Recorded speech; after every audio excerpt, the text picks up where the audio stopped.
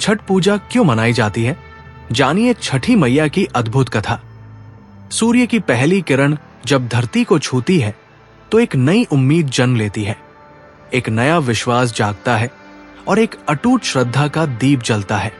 ये कहानी है उस अद्भुत आस्था की जो सदियों से भारत की धरती पर छठी मैया के रूप में पूजी जाती है।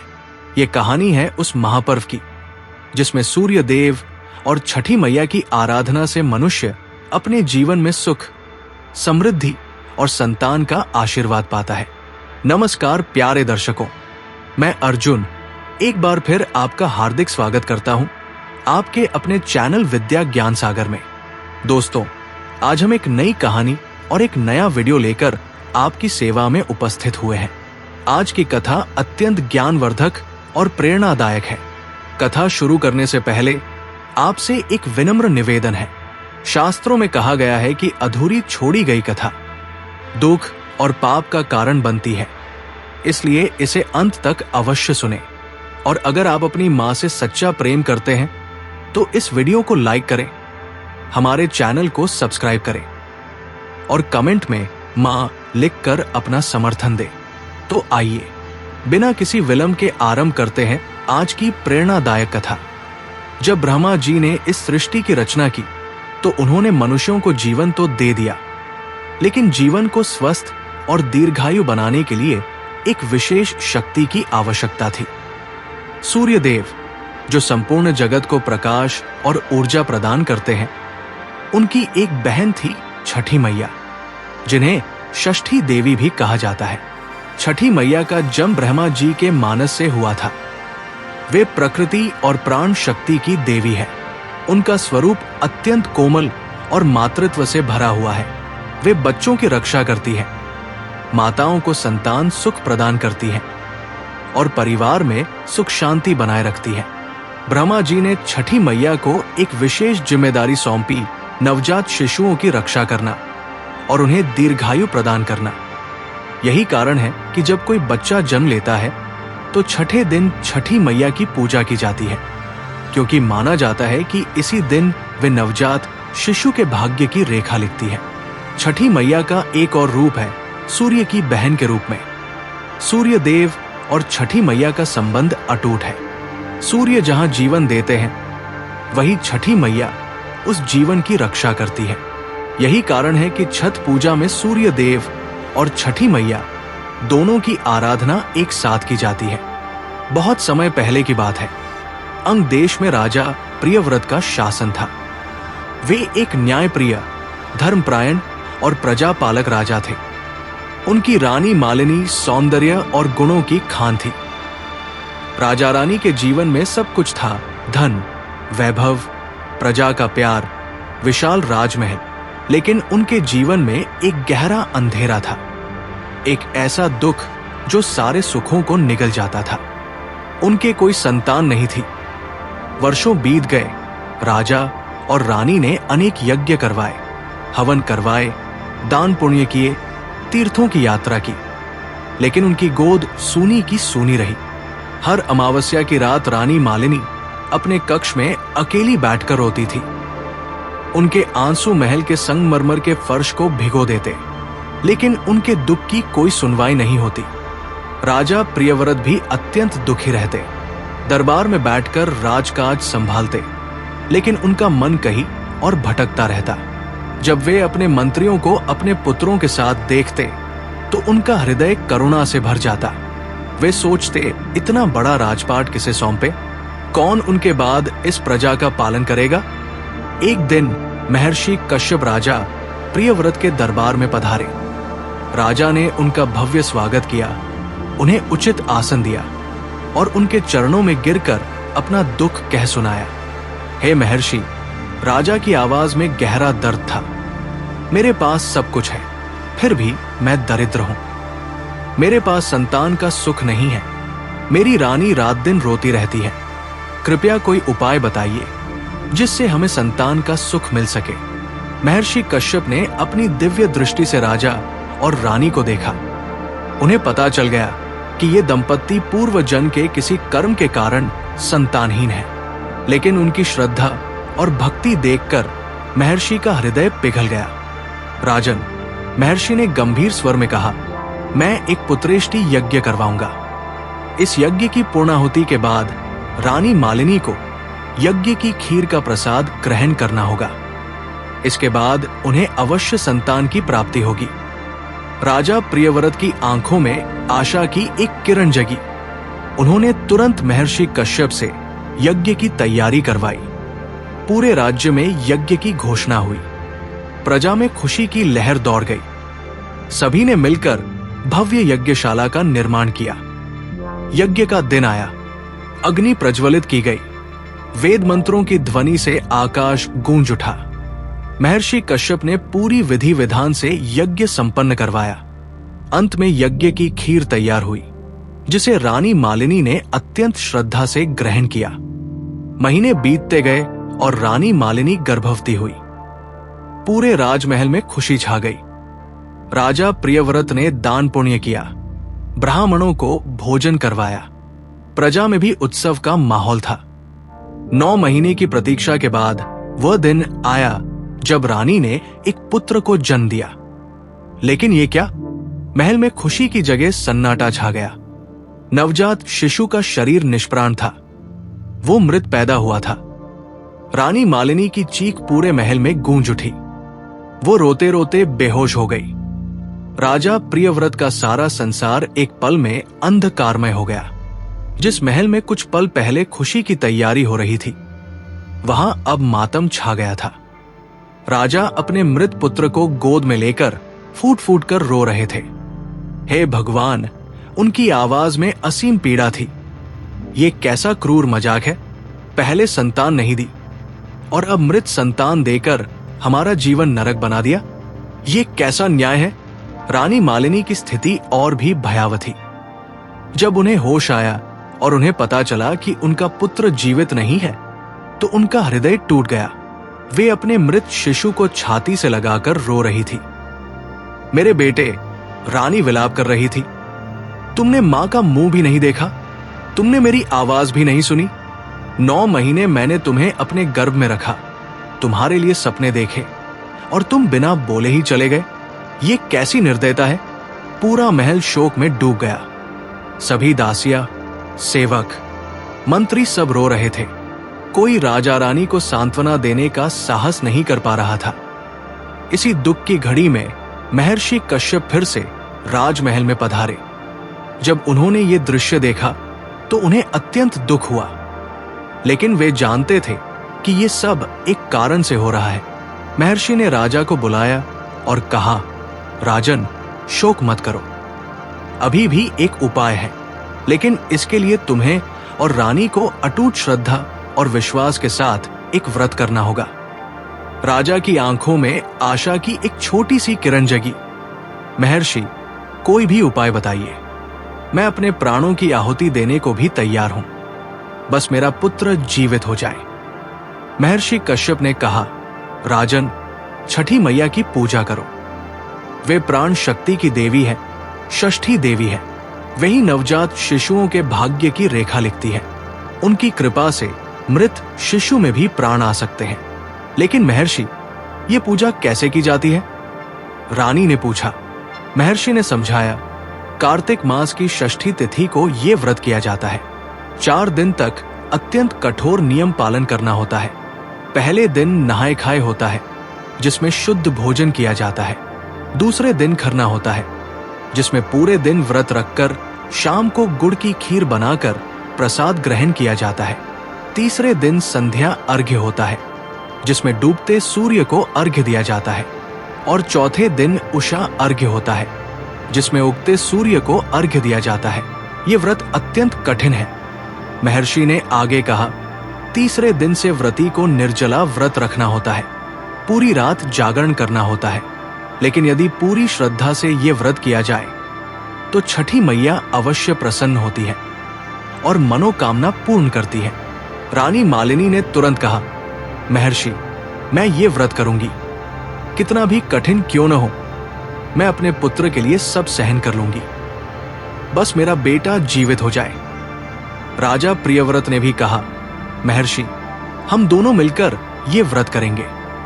छठी मैया से प्रार्थना करेंगे कि वे हमारे पुत्र में प्राण फूंक दे।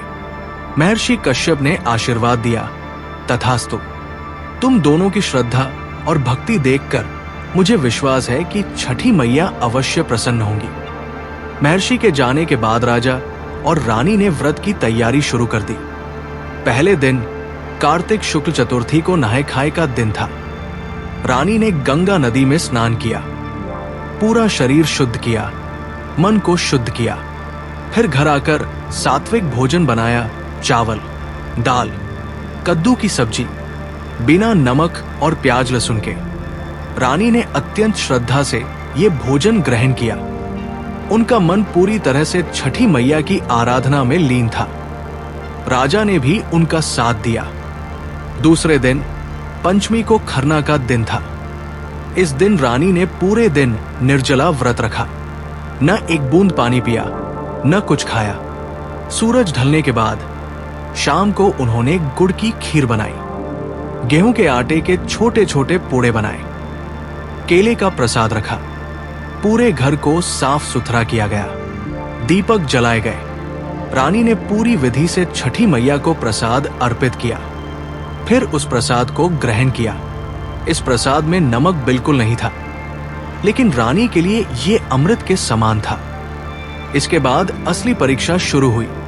तीसरे दिन षष्ठी तिथि को रानी को फिर से निर्जला व्रत रखना था, और यह व्रत पूरी रात और अगली सुबह तक चलना था, लगभग 36 घंटे तक बिना पानी के।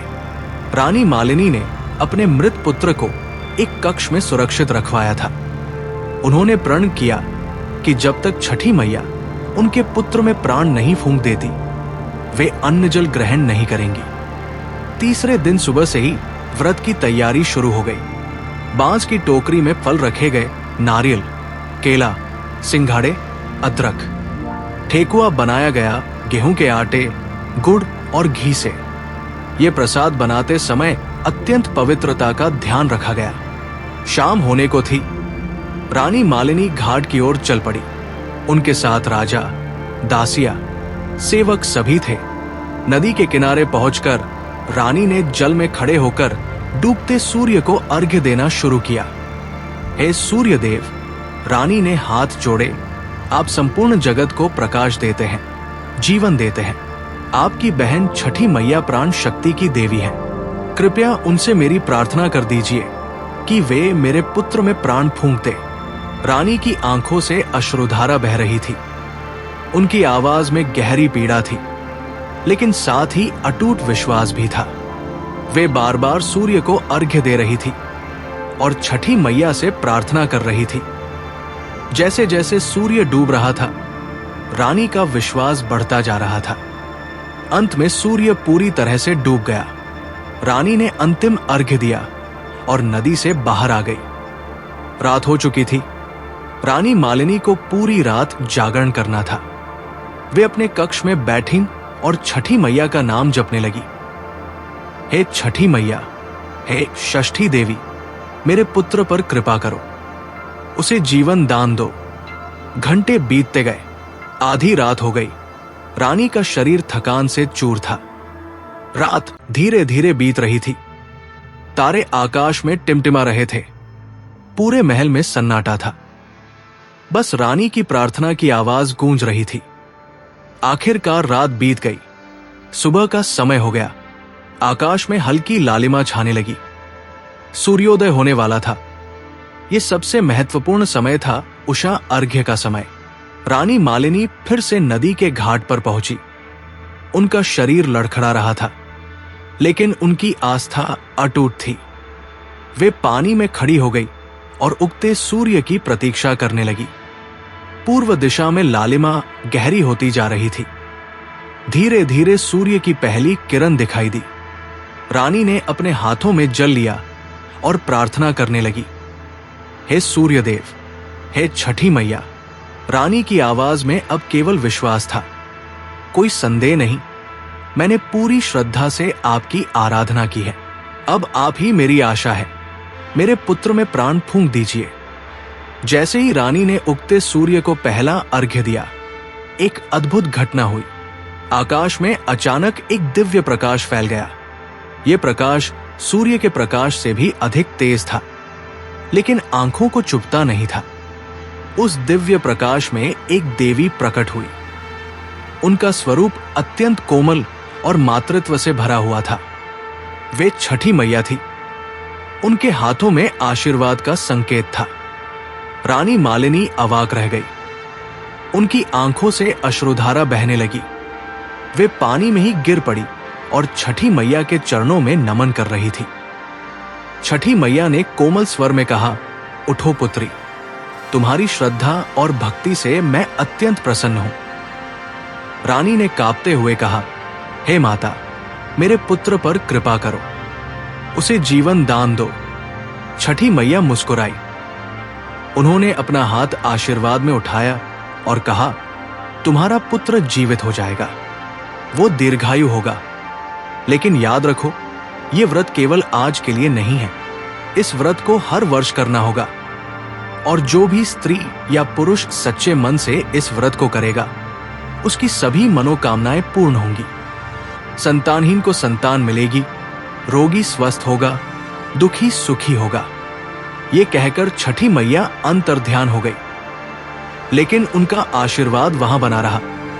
सूर्य की किरणें और भी तेज हो गई, मानो पूरी प्रकृति इस दिव्य घटना की साक्षी बन रही हो। रानी ने शीघ्रता से अर्घ्य पूरा किया और महल की ओर दौड़ पड़ी। राजा भी उनके साथ थे। दोनों के हृदय में आशा और उत्सुकता थी। जैसे ही वे उस कक्ष में पहुंचे जहां उनका मृत पुत्र रखा था, एक आश्चर्यजनक दृश्य सामने था। बच्चा रो रहा था। जी हां, वो जीवित हो गया था। उसके शरीर में प्राण आ गए थे। रानी मालिनी की खुशी का ठिकाना नहीं रहा। वे दौड़कर अपने पुत्र को गोद में उठा ली। मेरे बेटे, मेरे लाल, तुम जीवित हो गए। छठी मैया ने तुम्हें जीवन दान दे दिया। रानी अपने पुत्र को छाती से लगाकर रो रही थी, लेकिन ये आंसू दुख के नहीं, खुशी के थे। राजा प्रियव्रत भी भावुक हो गए। उन्होंने अपने पुत्र को गोद में लिया और छठी मैया को धन्यवाद दिया। पूरे महल में खुशी की लहर दौड़ गई। रानी मालिनी ने तुरंत प्रसाद वितरित करवाया, गरीबों को दान दिया, ब्राह्मणों को भोजन करवाया, और सबसे महत्वपूर्ण, उन्होंने प्रण किया कि वे जीवन भर हर वर्ष छठ व्रत करेंगी। उस दिन के बाद राजा प्रियव्रत और रानी मालिनी का जीवन बदल गया। उनका पुत्र, जिसका नाम उन्होंने प्राणवीर रखा, स्वस्थ और बलशाली बड़ा हुआ। वो एक महान योद्धा और न्यायप्रिय राजा बना। कार्तिक मास की शुक्ल पक्ष की षष्ठी को मनाया जाने वाला ये पर्व केवल एक उत्सव नहीं है, बल्कि ये है एक साधना, एक तपस्या, एक आत्मशुद्धि की प्रक्रिया। जब पूरा परिवार एक साथ मिलकर एक ही भाव से, एक ही उद्देश्य से इस व्रत को रखता है, तो वहां केवल धार्मिक अनुष्ठान नहीं होता, बल्कि होता है प्रेम का संगम, भक्ति का महासंग्राम और आस्था का महोत्सव। ये पर्व बिहार, झारखंड और पूर्वी उत्तर प्रदेश की धरती पर विशेष रूप से मनाया जाता है, लेकिन आज इसकी महिमा पूरे विश्व में फैल चुकी है। जहां भी भारतीय है, जहां भी भोजपुरी संस्कृति है, वहां छठ पूजा की धूम मचती है। और क्यों न हो, ये पर्व तो है प्रकृति के प्रति हमारी कृतज्ञता का प्रतीक, सूर्य देव के प्रति हमारी श्रद्धा का प्रमाण। छठ पूजा 4 दिनों तक चलने वाला ये महापर्व केवल एक रस्म नहीं है, यह है जीवन जीने का एक तरीका, यह है प्रकृति से जुड़ने का एक माध्यम, यह है अपने भीतर की शक्ति को पहचानने का एक अवसर। पहले दिन होता है नहाए खाए, जब व्रती पवित्र जल से स्नान कर सात्विक भोजन ग्रहण करते हैं। दूसरे दिन होता है खरना, जब पूरे दिन के उपवास के बाद शाम को गुड़ की खीर और रोटी का प्रसाद ग्रहण किया जाता है। तीसरे दिन होता है संध्या अर्घ्य, जब डूबते सूर्य को नदी या तालाब में खड़े होकर अर्घ्य दिया जाता है। और चौथे दिन होता है उषा अर्घ्य, जब उगते सूर्य को अर्घ्य देकर ये व्रत पूर्ण होता है। मेरे प्रिय श्रोताओं, ये कहानी यही समाप्त होती है। इस पावन पर्व की, इस पवित्र व्रत की और छठी मैया की महिमा का यही संदेश है। श्रद्धा रखो, विश्वास रखो और देखो कैसे आपका जीवन खुशियों से भर जाता है। नमन है उस सूर्य को जो हर रोज उगता है। नमन है उस छठी मैया को जो हर मां के रूप में हमारी रक्षा करती है। नमन है उन सभी भक्तों को जिन्होंने इस परंपरा को जीवित रखा। और नमन है आप सभी को जिन्होंने इतने धैर्य और श्रद्धा से इस कथा को सुना। छठ पूजा की जय हो, छठी मैया की जय हो, सूर्य देव की जय हो।